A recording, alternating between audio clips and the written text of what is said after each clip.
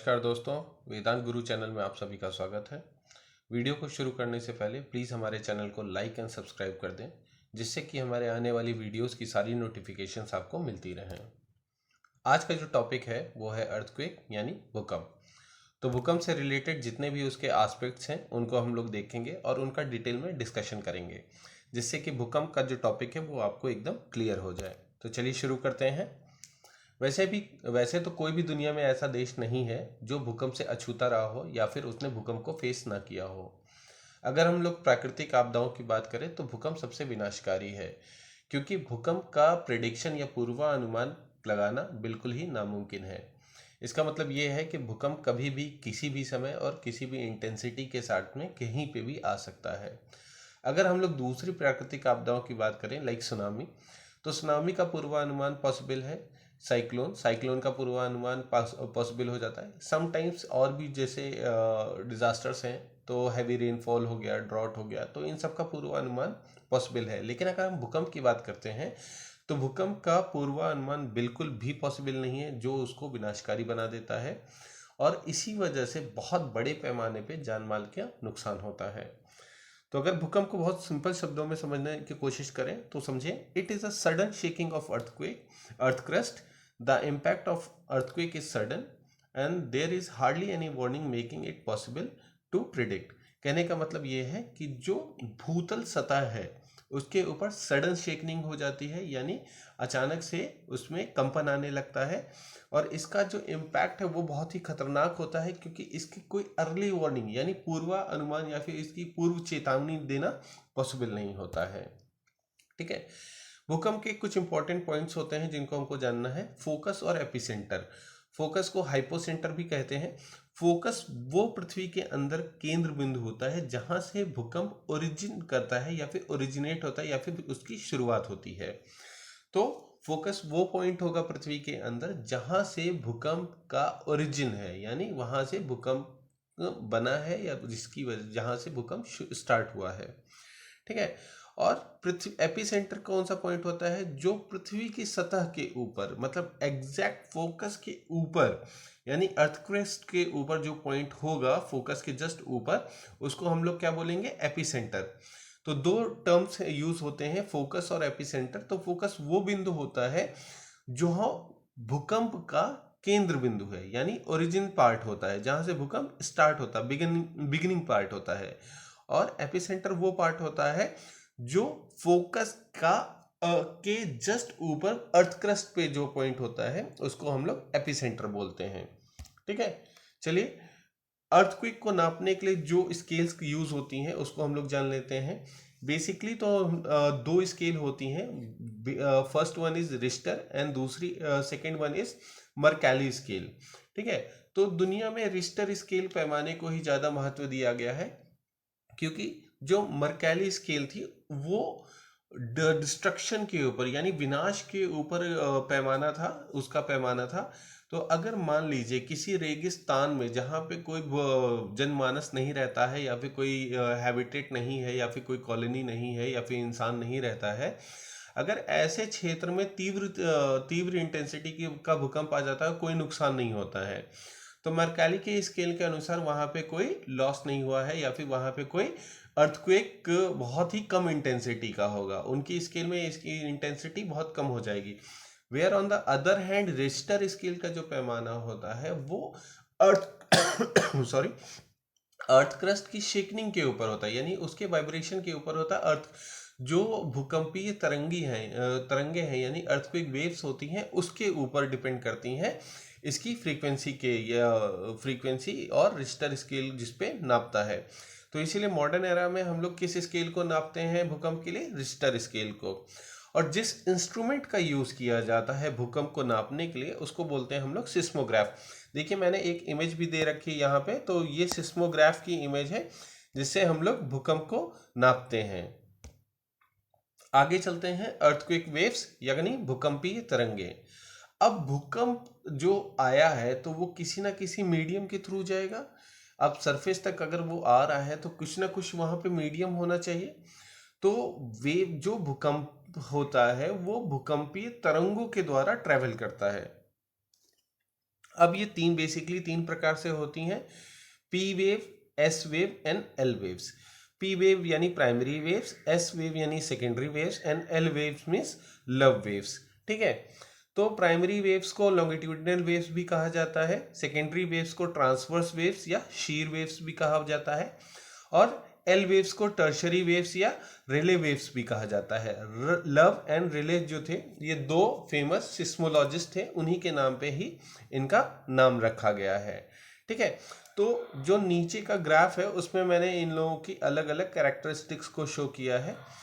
P wave और S wave को हम लोग बॉडी वेव्स भी बोलते हैं क्योंकि ये धरती के अंदर ट्रैवल करती हैं।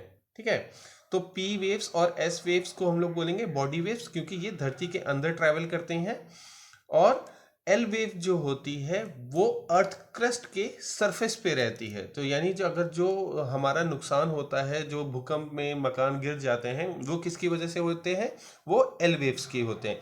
तो तीनों के कैरेक्टरिस्टिक्स को हम लोग समझेंगे। देखिए मैंने एक डायग्राम से भी शो किया है कि पी वेव्स कैसी होती हैं, एस वेव कैसी होंगी, और जो सरफेस वेव्स हैं वो कैसी होंगी। ठीक है, तो प्राइमरी वेव्स को देख लेते हैं एक बार, सेकेंडरी वेव्स को और टर्शरी वेव्स को कंपैरिजन करके समझने की कोशिश करते हैं। प्राइमरी वेव्स की जो फ्रीक्वेंसी होती हैं वो बहुत हाई होती हैं, और जो सेकेंडरी वेव्स की फ्रीक्वेंसी होती हैं वो थोड़ी मीडियम होगी, एंड टर्शरी या फिर सरफेस वेव्स की जो फ्रीक्वेंसी है वो बहुत कम है। प्राइमरी वेव्स स्पीड बहुत हाई, सेकेंडरी स्पीड बहुत कम, और टर्शरी वेव्स की स्पीड वेरी लो। यहाँ पे वेवलेंथ की बात कर लेते हैं, तो वेवलेंथ जो है वो बहुत कम है, सेकेंडरी की थोड़ी मीडियम है, और टर्शरी की हाई है। एम्पलीट्यूड कम है, प्राइमरी वेव्स में लो है, सेकेंडरी में थोड़ी मीडियम है, और टर्शरी में हाई है। ठीक है, तो इस हिसाब से जो इनका नेचर हो जाता है पी वेव्स का, वो नॉन डिस्ट्रक्टिव है, एस वेव थोड़ा सा डिस्ट्रक्टिव है, और जो टर्शरी या सरफेस वेव्स हैं वो हाईली डिस्ट्रक्टिव होती हैं। चलिए समझ लेते हैं पी वेव्स से। पी वेव्स ये जो पहली वेव्स हैं, ये वाला डायग्राम पी वेव्स का है। तो इसमें अगर देखें तो जो ग्राफ बन रहा है बहुत ही पैरेलल बन रहा है, इसका मतलब कोई भी मूवमेंट नहीं हो रहा है क्योंकि स्पीड बहुत ज़्यादा है, फ्रीक्वेंसी बहुत ज़्यादा है। तो वेव जो ट्रैवल कर रही हैं उसमें उनका जो एम्पलीट्यूड है यानी जो वेवलेंथ है बहुत ज़्यादा फ्लक्चुएट नहीं कर रही है, बहुत कम वेवलेंथ है, और उसकी एम्पलीट्यूड भी बहुत कम है। तो जो चीज़ें बहुत कम एम्पलीट्यूड में रहेंगी तो यानी उसमें जो डिस्ट्रक्टिव पार्ट रहेगा वो बहुत कम हो जाएगा। वेयर एज अगर हम लोग एस वेव की कंपैरिजन की बात करें तो एस वेव में देखिए थोड़ा वेवलेंथ बढ़ जा रहा है। ठीक है, वेवलेंथ थोड़ा बढ़ जा रहा है, और उसके बाद एम्पलीट्यूड थोड़ा सा यहाँ पे इंक्रीज कर रहा है वेवलेंथ का। तो इसका मतलब ये क्या है कि ये थोड़ी ज़्यादा डिस्ट्रक्टिव है, और इनकी स्पीड क्या है, थोड़ी सी कम है।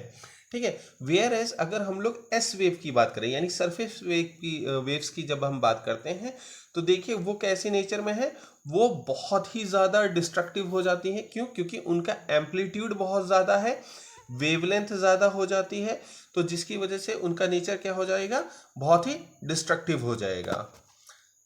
Causes of earthquake. अब अर्थक्वेक के कारण क्या है, तो बेसिकली जो मेन कॉज माना जाता है वो प्लेट टेक्टोनिक थ्योरी को ही माना जाता है। इसके अंतर्गत जो प्लेट्स हैं यानी जो जो भूपटल है जिसके नीचे हमारी जो प्लेट्स हैं धरती में, तो वो उनके मूवमेंट के कारण ही यहाँ पे भूकंप आते हैं या फिर उनको रीजन माना जाता है। तो बेसिकली तीन तरीके के मूवमेंट्स को हम लोग यहाँ पे स्टडी करेंगे, एक पुलिंग अवे, दूसरा पुशिंग अगेंस्ट ईच अनदर, और स्लाइडिंग साइड वेव्स। ठीक है, तो चलिए इनको वन बाय वन हम लोग देखते हैं विद एग्जांपल्स के तौर पे। ठीक है, तो जो पहली दो प्लेटें, अगर दो पृथ्वी की दो प्लेटें अगर वो विपरीत दिशा में मूव करती हैं, विपरीत दिशा में मूव करेंगे तो एक गैप बन जाएगा। ठीक है, एक खाई की तरह वहां पे गैप फॉर्मेशन आ जाएगा। तो अगर ऐसा मूवमेंट होता है और इनकी वजह से भूकंप आता है तो इनको कैसा मूवमेंट बोलेंगे, डाइवर्जेंट बोलेंगे। ठीक है, डाइवर्ज हो रही हैं, एक दूसरे से भिन्न दिशा में जा रही हैं, इसलिए डाइवर्ज हो रही हैं। तो एक एग्जाम्पल अगर आपको मैं बताऊं तो मिड अटलांटिक रिज।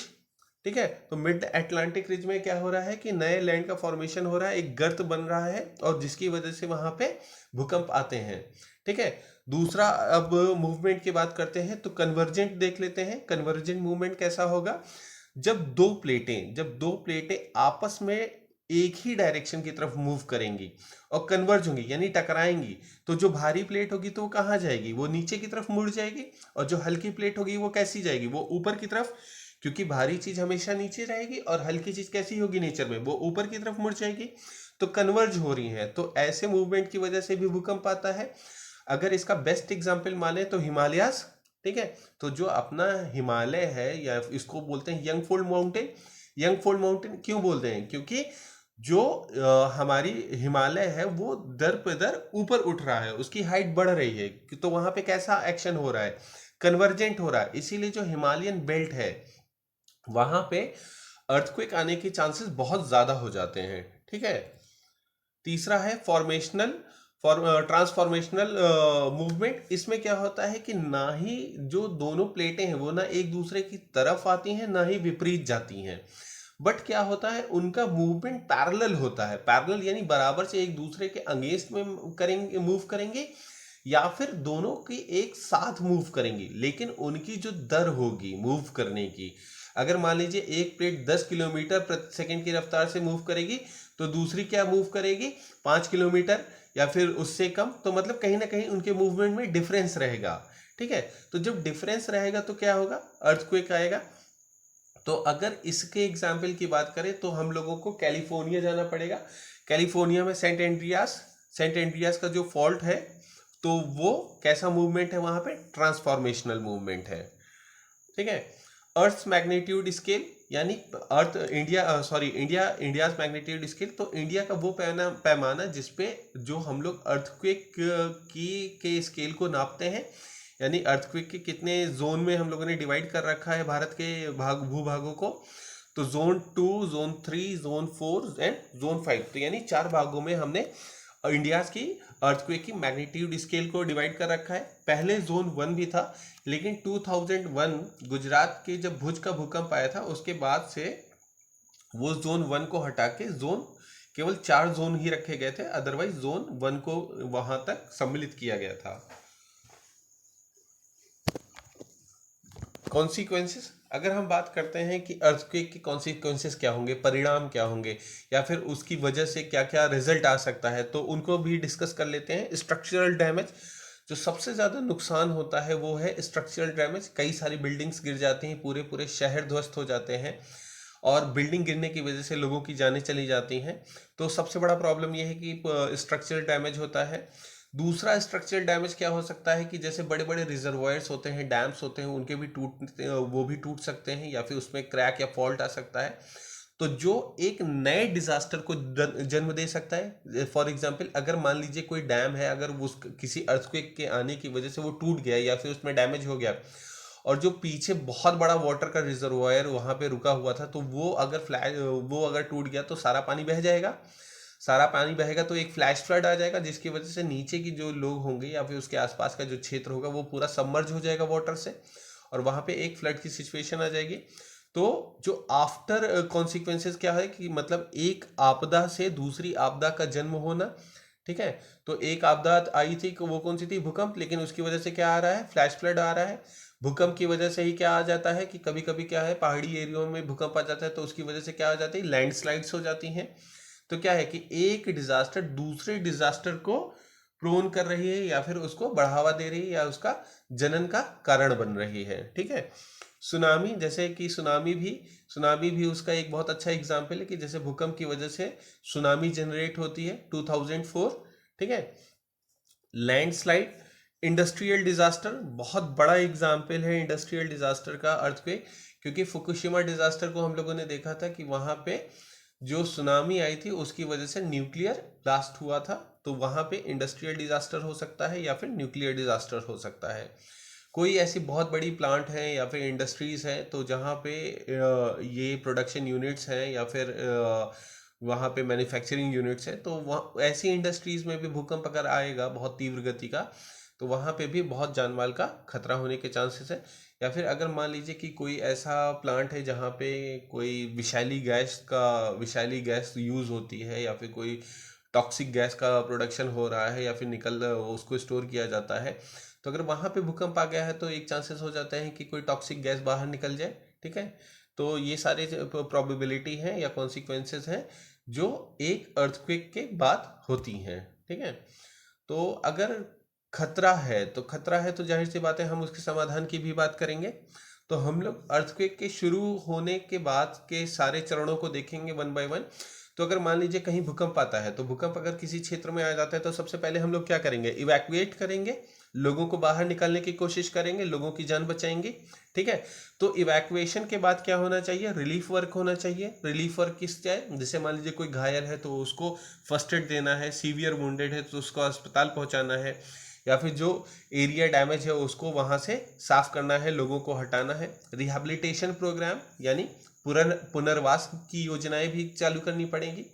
अगर मान लीजिए कोई भूकंप आया है किसी क्षेत्र में और उसने काफ़ी नुकसान कर दिया है, तो हमको उसको पुनः निर्माण भी करना होगा।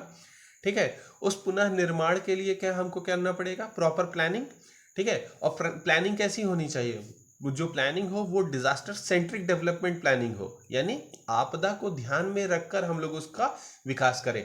कि ऐसा ना हो कि जो भवन इस बार आपदा में गिर गया है, अगली बार दूसरी बार अर्थक्वेक आए तो फिर से गिर जाए। तो इसके लिए हमको क्या करना पड़ेगा कि अर्थक्वेक प्रूफ बिल्डिंग्स बनानी पड़ेगी। तो इनको हमको अपनी प्लानिंग के अंतर्गत सम्मिलित करना पड़ेगा। या फिर जो हमारा डेवलपमेंट मॉडल है वो कैसा होना चाहिए, डिजास्टर सेंट्रिक होना चाहिए।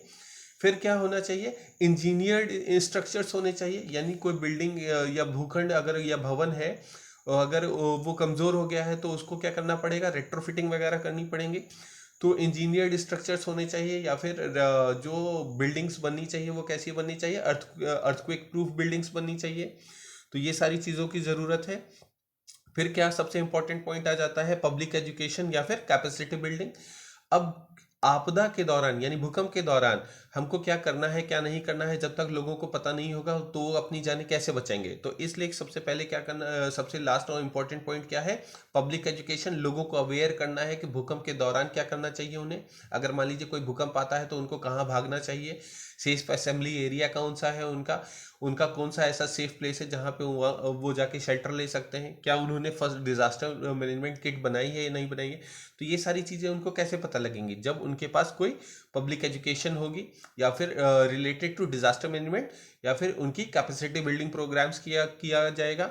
And the last point is preparedness. Preparedness for what, preparedness for the next disaster. क्योंकि कोई भी आपदा हमको बता के तो आएगी नहीं, या फिर नेक्स्ट भूकंप हमारा हमारा कब आने वाला है ये भी हमको नहीं बता के आएगा।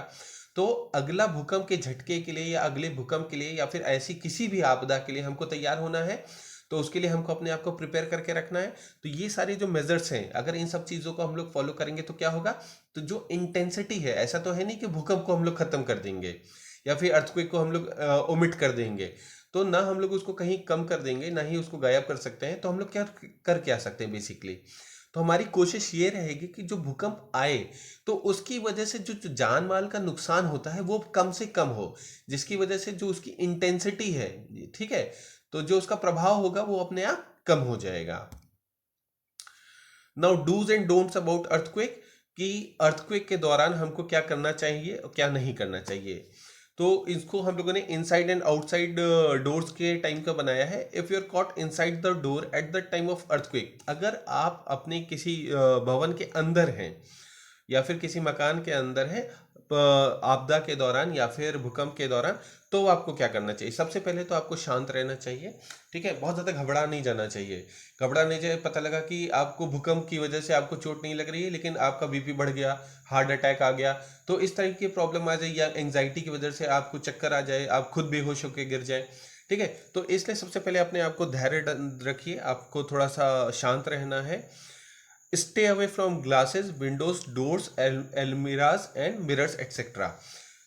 रीजन, जब भूकंप आता है तो क्या होता है, भूखंड बहुत तेजी से हिलेगा हिलेगा तो जितने भी शीशे के सामान रहेगा, जैसे ग्लास है, मिरर्स वगैरह हैं, तो ये विंडोज हैं, तो ये सब टूटते हैं और टूट के आपके ऊपर गिर सकते हैं। तो इसलिए क्या करना चाहिए कि आपको इन सारी चीज़ों से थोड़ा दूर रहना चाहिए।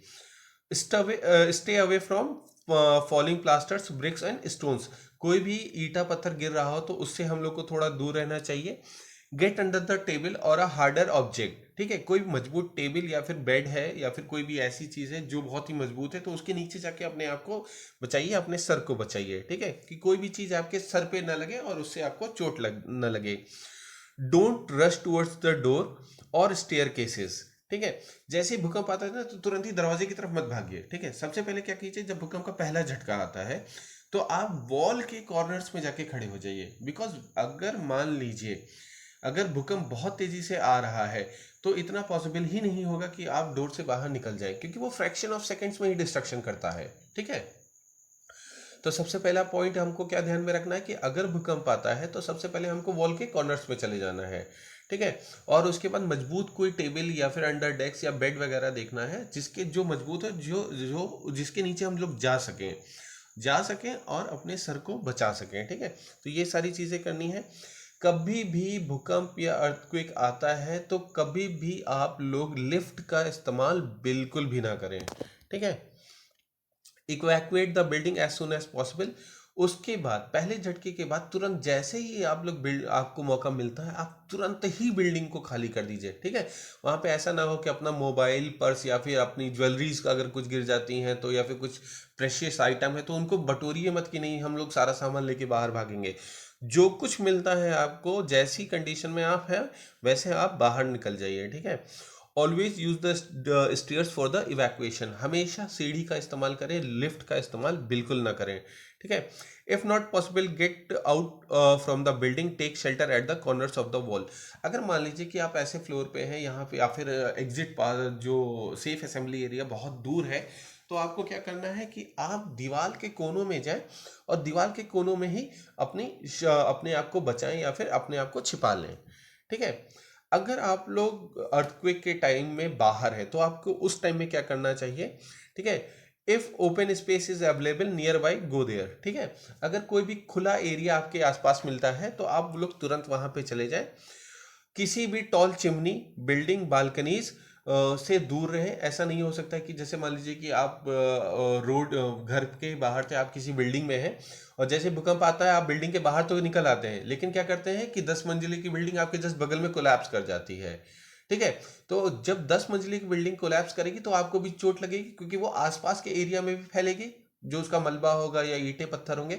तो इसलिए जैसे ही बाहर निकलते हैं तो थोड़ा दूर भाग जाइए। ठीक है, स्ट्रीट्स, होर्डिंग्स और लैंप्स पे के आसपास मत रहिए। ठीक है, या फिर जैसे बिजली के खंबे हैं या फिर होर्डिंग्स हैं या फिर जो रोड है उस पे मत रहिए, वहां पे उससे किनारे हो जाइए।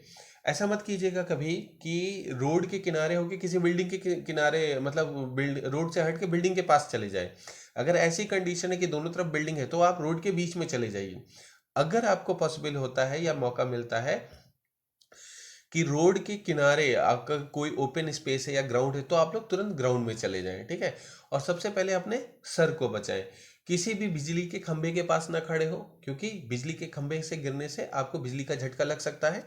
तो अगर बाहर है तो आपको इन सारी चीज़ों का ध्यान देना है। Now avoid the following things in an earthquake. कुछ चीज़ें हैं जो आप लोगों को नहीं करनी चाहिए या फिर आप लोगों को उनसे बचना चाहिए। तो वो कौन कौन सी चीज़ें हैं एक बार उसके ऊपर भी नज़र डाल लेते हैं। Do not crowd around damage areas और बिल्डिंग। कहने का मतलब ये है कि जो भी डैमेज्ड एरिया है, मान लीजिए अगर भूकंप आ चुका है, ठीक है, तो ऐसा मत कीजिए कि जब भूकंप रुक जाए तो तुरंत ही आप लोग बिल्डिंग के अंदर चले जाए। हो सकता है कि आफ्टर शॉक्स की वजह से वो बिल्डिंग कोलैप्स हो जाए। तो थोड़ी देर के बाद 2 या 3 घंटे का हमको पॉज लेना है, बाहर रहना है, जब तक गवर्नमेंट के ऑर्डर्स ना आ जाए कि नहीं अब सेफ है और अब आप लोग अपने घरों के अंदर जा सकते हैं, तब तक उस एरिया में ना जाएं। ठीक है, उससे आप लोग थोड़ा दूर रहें। या फिर जो डैमेज्ड एरिया है उसके पास इसलिए भी ना जाएं क्योंकि जो रिलीफ वर्कर्स हैं, ठीक है, या फिर जो रेस्क्यू वर्कर्स हैं, जो फायर फाइटर्स हैं, उनको आने जाने, अगर आप लोग क्राउड कर लेंगे तो उन इमरजेंसी के टाइम में उनका टाइम हैम्पर हो जाएगा। ठीक है, do not waste water, it will be needed for fire fighting. अब होता क्या है कि जैसे भूकंप जब आता है तो कई सारी जगहों पे आग लग जाती है। ठीक है, तो हमको क्या करना है, वाटर को स्टोर करके रखना है। ऐसा नहीं है कि जैसे भूकंप आ गया है तो सबसे पहले वाटर का वेस्ट कर रहे हैं। तो उनको हेल्प करना है, किसके लिए, for the fire fighters. Do not move the seriously in hurt people. अगर कोई बहुत ज़्यादा सीरियसली इंजर्ड पर्सन है तो उसको अपने हिसाब से नहीं उठाना है। अगर आपको फर्स्ट एड की प्रॉपर ट्रेनिंग मिली है, अगर आप एक मेडिकल एक्सपर्ट हैं, तभी आप उस वुंडेड व्यक्ति को हटाइए या फिर उसको हेल्प कीजिए। Otherwise call the doctor or the emergency services to assist that person. ठीक है। तो हमको अपना ज्ञान नहीं लगाना है कि किसी भी, अगर मान लीजिए किसी के आदमी की सर की चोट लगी है तो हम लोगों ने उसके सर पकड़ को सीधा उसको गाड़ी में बैठा दिया, नहीं। हो सकता है कि वो पर्सन उतना इंजर्ड उस टाइम ना हो, लेकिन आपके लैक ऑफ अवेयरनेस या फिर प्रॉपर केयरिंग की वजह से उसको ज़्यादा गंभीर चोटें आ जाएं, ठीक है। तो ऐसी अगर कंडीशन होती है कभी भी, तो हमेशा मेडिकल एक्सपर्ट्स या फिर इमरजेंसी सर्विसेज के जो लोग होते हैं उनको बुलाइए और उनको हेल्प करने के लिए बोलिए, ठीक है। Wait for the medical help to arrive. हमको खुद सबको हेल्प नहीं करनी है। अगर आपने फर्स्ट एड या फायर इमरजेंसी मेडिकल सर्विसेज का कोर्स किया है, तभी आप लोग किसी को मेडिसिन दीजिए या फिर किसी का फर्स्ट एड कीजिए।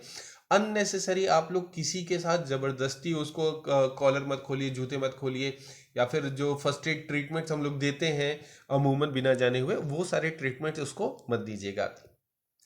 The very important point is do not spread rumours, क्योंकि कभी कभी क्या होता है ना, अफवाहें फैलती हैं। अफवाहें फैलती हैं कि अगर इतने लोगों की डेथ हो गई, इतने लोगों की वो नहीं रहे, या फिर वो तो अब बचेंगे ही नहीं, वहाँ पे इतना नुकसान हो गया। तो कभी कभी जो र्यूमर्स होते हैं, होता इतना नहीं है, लेकिन बातों बातों में वो इतनी बड़ी बात बन के फैल जाती है कि लोग उससे पैनिक हो जाते हैं। तो साइकोलॉजिकली उनको बहुत ही प्रॉब्लम होने लगती है, या फिर सोसाइटी को एक रॉन्ग मैसेज चला जाता है, गवर्नमेंट को सपोर्ट करने में थोड़ी प्रॉब्लम आ जाती है। तो र्यूमर्स को हमको बचाना है, उसको अगर उसके ऊपर बिल्कुल भी ध्यान नहीं देना है, तब तक किसी इंफॉर्मेशन को शेयर मत करें दूसरे तक, जब तक आपको उसकी ऑथेंटिसिटी का सोर्स ना पता हो, ठीक है। Provide first aid to the wounded and injured ones, but at only case when you know the first aid, ठीक है। तो अगर आपको पता है कि फर्स्ट एड कैसे करना है, तभी आप जो वुंडेड हैं उन्हीं को फर्स्ट एड दीजिए, या इंजर्ड हैं जिनको मामूली खरोंचें आई हैं उन्हीं लोगों को फर्स्ट एड दीजिए, बाकी लोगों को आप फर्स्ट एड मत दीजिए। एंड प्लीज़, अगर आप प्रोफेशनली ट्रेंड नहीं है, या मेडिकल सर्विसेज से नहीं है, या फिर आपने कभी भी फर्स्ट एड या फायर फाइटिंग का कोर्स नहीं किया है, तो प्लीज़ आप किसी को भी फर्स्ट एड ना दें। Wait for the medical services जो आती हैं, इमरजेंसी सर्विसेज आती हैं, उनको आने दीजिए और उसके बाद उनको हेल्प करने दीजिए कि वो उस व्यक्ति को असिस्ट करें, ठीक है। तो this is all for this video. तो आई होप आपको अर्थक्वेक थोड़ा समझ में आ गया होगा। अगर कोई भी आपको डाउट होता है तो प्लीज़ कमेंट बॉक्स में आप लोग हमको मैसेज कर सकते हैं। Thank you.